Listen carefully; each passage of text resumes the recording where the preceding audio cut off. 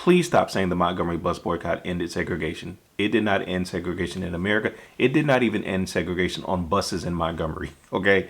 That is not what happened. Remember, I told you the story about Viola White. In 1944, this lady, refused to give up her bus seat and all these terrible things happened to her. When that happened, there was a young man. He was around 13 or 14 years old. His name was Fred Gray. He was really angry and he wanted to do something. So he becomes an attorney.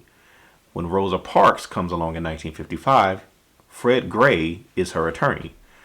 Now, they realized very early, because of the Viola White case, this thing is going to get locked up in the local courts. So Fred Gray gets what the NAACP Legal Defense Fund, people like Thurgood Marshall, and they come up with a strategy to get a federal case. Before Rosa Parks gave up her seat in December, there were 5 other black women who had done the same recently, starting in March of 1955, April on through October.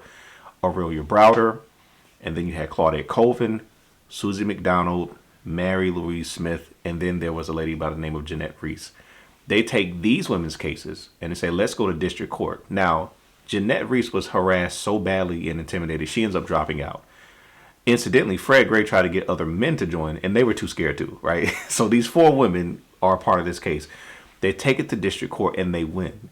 They appeal that case, and it goes all the way to the Supreme Court. And they win that case in the Supreme Court. Only then does Montgomery say we have to desegregate, because they were made by the courts. Let me be clear. The bus boycott did not break Montgomery. They didn't care how much money they were losing. They were not about to bend on segregation. It was the court case. So we always talk about boycotting, and yes, it can be effective, but some people would rather go broke than be just. They don't care. And that's exactly what happened in Montgomery. So this case is actually what breaks it open. Now, the bus boycott, you can argue it was significant in that it inspired people, it motivated people, and all that is true. But it is inaccurate to say that segregation was broken down because of a boycott. It wasn't. Now, incidentally, if you want to learn more about the Montgomery bus boycott, go to episode 7 of the Blackjack podcast. We talk about that. But here's the thing. Were there other alternatives? Yeah. In fact, at that time, S.B. Fuller went to Dr. King and said, we should just buy the bus line. There were examples of that across the country. There were other places where black people did have bus lines. It's just worth asking the question, were there other solutions?